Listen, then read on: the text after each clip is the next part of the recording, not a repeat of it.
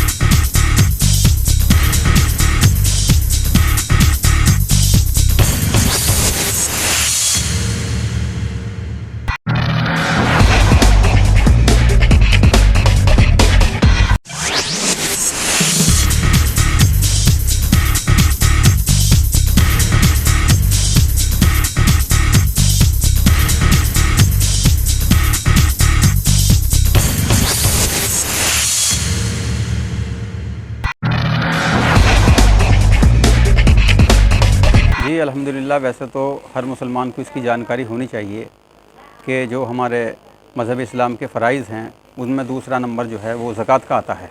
ख़ास तौर से रमज़ान के अंदर मुस्लिम तबका अपनी ज़कात निकालता है अपने माल की खैर बरकत के लिए और अपने माल के पाक साफ़ होने के लिए।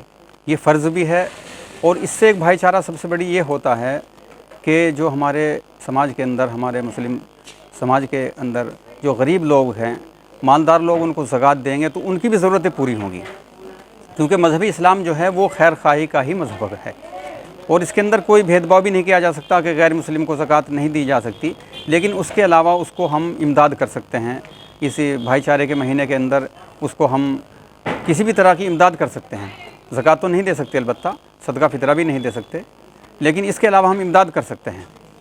तो उसके लिए ज़रूरी है कि जो मुस्लिम समाज है हमारा इस तरफ ज़्यादा तवज्जो दे कि जो हमारे गरीब तबके के लोग हैं उनको हम अपने ज़कात में से हिस्सा दें। बिस्मिल्लाहिर्रहमानिर्रहीम। देखिए, आज तीसरा जुमा है और खुतबे से पहले मैंने इस बात को कहा है। आज एक तो ज़कात के सिलसिले में बताया कि ज़कात किस पर वाजिब होती है और दूसरी ये कि सदक़ात फ़ितरात जो हैं इसी तरीके से ज़कात किसको दी जाती है। तो देखिए, जहाँ तक उसका ताल्लुक़ है, ज़कात उस पर वाजिब होती है कि जो आदमी 52.5 तोला चांदी का मालिक हो, उसके पास सोना हो, चांदी हो या इसी तरीके से नकदी हो, ये तिजारत का माल हो। ये 3 चीज़ें हैं जिनके ऊपर ज़कात वाजिब होती है। यानी कि मसलन कोई आदमी रमज़ान की पहली तारीख़ में इन चीज़ों का मालिक हो गया اور تجارت کا مال اس کے پاس اتنا ہے، یہ اسی طریقے سے 52.5 تولہ چاندی اس کے پاس ہے، اور اس کے اندر پھر 1 سال اس کے اوپر گزر جائے، پھر جب رمضان آئے گا اگلا تو پہلی تاریخ میں اس کو دینا واجب ہو جائے گا، اب اس کے اوپر زکوٰۃ واجب ہو گئی۔ تو اب یہ زکوٰۃ کس کو دی جاتی ہے؟ تو دیکھیے جہاں تک زکوٰۃ کا تعلق ہے، زکوٰۃ غریبوں کو دی جاتی ہے، مسکینوں کو دی جاتی ہے، اور مسکین وہ ہوتا ہے کہ جس کے پاس ایک وقت کے کھانے کا بھی نہ ہوتا ہے، اور فقیر وہ ہوتا ہے کہ جس کے پاس پیسہ تو ہے لیکن وہ اتنا نہیں ہے کہ جس کے اوپر زکوٰۃ واجب ہو جاتی ہے، اس کی ضرورت پوری نہیں ہوتی، اس کو بھی دیا جا سکتا ہے، اس کو بھی دیا جائے گا۔ جہاں تک اس کا تعلق ہے کہ ہم اس کو ماں باپ کو زکوٰۃ کا پیسہ نہیں دیا جانے کا، اسی طریقے سے اپنی اولاد کو ماں باپ کا پیسہ نہیں دیا جانے کا، اسی طرح ماں باپ سے اوپر کی جو چلے جائیں گے، باپ دادا پردادا، ان کو نہیں دیا جانے کا، اپنی نسل کے اندر پوتا پوتی نواسی ہاں، جہاں تک اس کا تعلق ہے بہن بھائی کو زکوٰۃ دی جا سکتی ہے، بہن بھائی کو دینا چاہیے، اور جو غریب ہیں تو سب سے پہلے بہن بھائیوں کا حق ہے تو ان کو دیا جائے۔ ہاں، ایک چیز کا خیال رکھیں، کیونکہ زکوٰۃ نہیں دی جاتی ہے، سید کو نہیں دی جاتی زکوٰۃ۔ جو آل رسول میں سے ہیں، اللہ کے رسول صلی اللہ علیہ وسلم کی جو اولاد ہیں، ان کو زکوٰۃ نہیں دی جاتی، ان کو زکوٰۃ نہ دی جائے گی اور نہ ہی زکوٰۃ ادا ہوگی، بلکہ ان کا تو احترام ویسے ہی کرنا چاہیے اور نفلی صدقات ان کو دینا چاہیے۔ اسی طریقے سے جہاں تک اس کا تعلق ہے کہ غیر مسلم کو بھی ہم زکوٰۃ کا پیسہ نہیں دینے کے، ہاں البتہ ان کی جو مدد کریں وہ بغیر زکوٰۃ کے جو ہیں وہ امداد وہ کی جا سکتی ہے، وہ کیجئے، اس کا ثواب ملے گا۔ لیکن جو فرض چیز ہیں جیسے صدقات فطرات واجب ہیں، یہ زکوٰۃ واجب ہے، جو ان سے ہم ان کو نہیں دینے کے، البتہ ویسے مدد کیجئے، خوب کیجئے، اس کا ثواب ملے گا۔ السلام علیکم ناظرین، قصبہ واسیوں کو کیا میں پوری دنیا کو میسیج دینا چاہتا ہوں، کیونکہ آپ کی ویڈیو سعودی عرب، کویت، مسکٹ، بحرین تک لوگ دیکھ رہے ہیں، اس کے لیے آپ مستحق مبارکباد میں آپ کو پیش کرتا ہوں، اور تمام ناظرین کو السلام علیکم، رمضان کی مبارکباد۔ کہ جرم کیا تو سزا ملے گی سوچ کے یہ ڈر جاتا ہے، جرم کیا تو سزا ملے گی سوچ کے یہ ڈر جاتا ہے، CCTV کیمرہ ہے اور تو ان سب کی نظر میں ہے، چھپ کے خطائیں کرنے والے تو یہ کیسے بھول گیا، سوتے جاگتے 24 گھنٹے تو اس رب کی نظر میں ہے۔ انسان پردے داری کے اندر کھا سکتا ہے، لوگوں سے کی نظروں سے خود کو بچا سکتا ہے، لیکن اللہ کی نظروں سے کوئی کسی کو نہیں بچا سکتا۔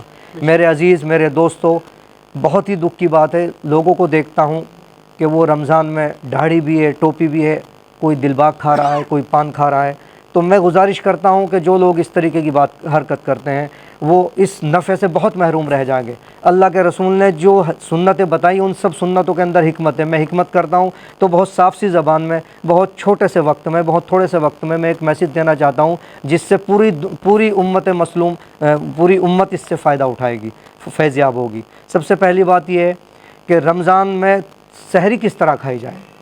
ہم لوگ جو ہے کبھی میٹھا کھاتے ہیں، کبھی اس کے اوپر کھٹا کھاتے ہیں، کبھی گوشت کھا لیتے ہیں، بریانی کھا لیتے ہیں، پھر پانی پی لیتے ہیں۔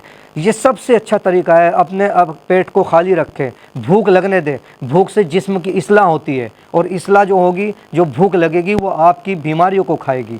اور کچھ نسیں ایسی ہوتی ہے جو زندگی میں صرف 24 گھنٹے یا 12-14 گھنٹے جسم کے اندر پانی نہ جائے اسی سے کھلتی ہیں۔ کچھ رگیں ایسی ہوتی ہے دماغ کی، تو وہ انشاءاللہ جب یہ پانی 14-12 گھنٹے نہیں جائے گا تو انشاءاللہ وہ رگیں کھلیں گی اور اس سے بھی ہم فیض یاب ہوں گے۔ تو سب سے پہلی بات یہ ہے کہ جب سحری کھائے سب سے پہلے اٹھتے 1 گلاس پانی پی لے۔